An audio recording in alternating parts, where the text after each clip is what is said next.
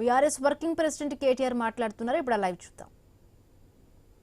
సాధించుకున్న తెలంగాణలో మనం ఇంటింటికి సాగునీటి గోస లేకుండా తాగునీటి గోస లేకుండా చేయాలనే ఉద్దేశంతో ఇంటింటికి నల్లా పెట్టి మా ఆడబిడ్డలు ఎవరు మళ్ళీ బిందెలు పట్టుకొని కొండలు పట్టుకొని రోడ్ల మీదకి వచ్చే పరిస్థితి ఉండొద్దు.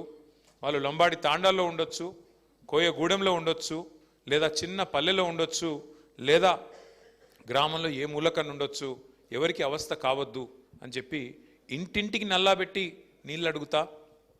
నేను నీళ్ళు ఇవ్వకపోతే ఆ పథకం పూర్తి చేయకపోతే నాకు ఓటు వేయకండి, ఓటు కూడా అడగనని చెప్పే దమ్మున నాయకుడు భారతదేశంలో ఒక కేసీఆర్ తప్ప ఎవరైనా ఉన్నారా? ఆలోచించండి. ఎన్నికల్లో కేసీఆర్ గారు అడ్డమైన హామీలు ఇవ్వలేదు. కాంగ్రెస్ వాళ్ళు కదా రాసి ఇచ్చినట్టు బాండ్ పేపర్లు రాసి ఇవ్వలేదు. 420 హామీలు ఇవ్వలేదు. ఒక్కొక్క వర్గాన్ని మోసం చేయడానికి డిక్లరేషన్ల పేరిట డ్రామా చేయలేదు. ఏం చేసినాడు? రైతు బంధు చెప్పిండా కేసీఆర్ మేనిఫెస్టోలో? చెప్పలేదు. భారతదేశంలో స్వాతంత్రం వచ్చి ఇప్పుడు 47లో స్వాతంత్రం వస్తే ఇంకో నెక్స్ట్ ఇయర్ చూస్తే 80 ఏళ్ళు అవుతుంది. ఇప్పుడు 79 ఏళ్ళు నుండి ఇంకో సంవత్సరం అయితే 80 ఏళ్లలో పడతాం. 80 ఏళ్ల స్వతంత్ర భారతదేశంలో ఎంతోమంది ప్రధానమంత్రులు, ముఖ్యమంత్రులు, ముఖ్యమైన మంత్రులు, కేంద్ర మంత్రులు, ఎంతోమంది పెద్ద పెద్ద పదవులు అధిష్ఠించినారు. మీ దగ్గర నుంచి కూడా జైపాల్ రెడ్డి గారు కూడా పెద్ద నాయకుడు అయినాడు, కేంద్ర మంత్రిగా పనిచేసినాడు. కానీ ఏం జరిగింది? రైతుల గురించి స్పీచ్లు, రైతుల గురించి డైలాగులు, నోట్లోంచి ప్రేమలు కారిపోయినాయి తప్ప ఎన్నడన్నా కేసీఆర్ గారు చేసినట్టు నీకు ఎన్ని ఎకరాలు ఉన్నాయన్న దాంతో నిమిత్తం లేకుండా నీకు 2 ఎకరాలు ఉంటే 2టికి, 10 ఎకరాలు ఉంటే 10టికి, ఎంత ఉంటే గంతకు రైతు బంధు అనే ప్రోగ్రాం పెట్టి 70 లక్షల మంది రైతుల ఖాతాల్లో 11 విడతలుగా 73,000 కోట్లు వేసిన నాయకుడు ఒక్కడన్నా ఉన్నాడా భారతదేశంలో? విచిత్రమైందంటే మన వాళ్ళు కూడా ఆ రోజు మీరు దండం పెట్టే అవసరం లేకుండా, దరఖాస్తు పెట్టే అవసరం లేకుండా, మేనిఫెస్టోలో హామీ ఇవ్వకుండా, డిక్లరేషన్లని మోసం చేయకుండా, ఏ రకమైన వ్యవహారం చేయకుండా, మీకు కడుపులో చల్లగదలకుండా మరి 11 సార్లు రైతు బంద్ వేస్తే అది అర్థం కాలేదు దాని విలువ మనకి. ఎందుకంటే అందుకే పెద్దలు చెప్తారు అడగందే అమ్మాయినా పెట్టదు అని. కేసీఆర్ గారు అడగకుండానే పెట్టిండు. పెడితే దాని విలువ అర్థం కాలే.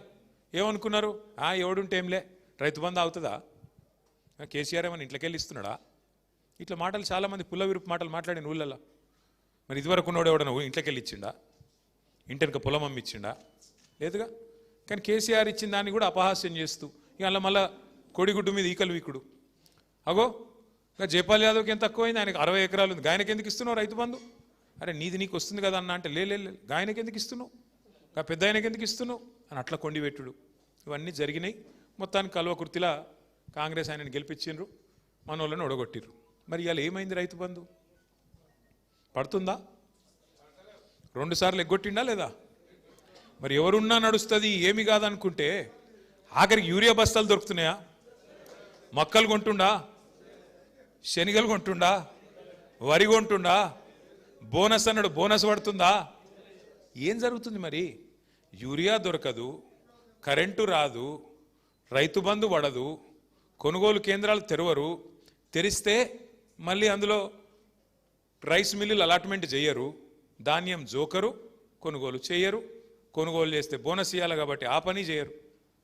అందుకే ఓటేసేటప్పుడు ఆగమైతే, ఓటేసేటప్పుడు అయ్యో ఎవడైతే ఏమిలే, జైపాల్ యాదవ్ మంచోడు కాదు, ఈయన మంచోడు కాదు, గాయన మంచోడు కాదు అని రాగాలు తీసి చాలామంది ఏమనుకున్నారు తెలుసా? కల్వకుర్తి తాలూకాలో పోతే జైపాల్ యాదవ్ పోతాడు కానీ కేసీఆర్ ఉంటాడు కదా అనుకున్నారు. అంతేనా? అనుకుర్రా? ఎట్లా ఉంటాడా నాకు అర్థం కాదు. జైపాల్ యాదవ్ పోతే ఆయన ఎట్లుంటాడు మరి? ఒక్కొక్కరు అట్లే అనుకుంటే, అటు కల్వకుర్తిలో అట్లే అనుకుర్రు, పక్కన నాగర్ కర్నూలులో అట్లే అనుకుర్రు, అవతల అచ్చంపేటోడు అట్లే అనుకున్నాడు, ఇవతల జడ్చర్లోడు అట్లే అనుకున్నాడు. ఏమైంది దాంతోనా? ఎవరిదొకరు మాట్లాడుకోకుండా మీరు ఆయనతో గుద్దేసినారు, చూస్తే కేసీఆర్ గారే పోయినారు. కాబట్టి ఒక్కసారి ఓటేసేటప్పుడు మనం గుర్తుపెట్టుకోవాల్సిన లాజిక్ ఏమంటే, అక్కడ ఎమ్మెల్యేలు గెలవకపోతే కేసీఆర్ గారు సీఎం ఎట్లయితారు? కారు కదా. అందుకే కేసీఆర్ గారు ఏదైనా నిర్ణయం తీసుకున్నాడు అంటే మన గురించి ఆలోచించే తీసుకుని ఉంటాడు.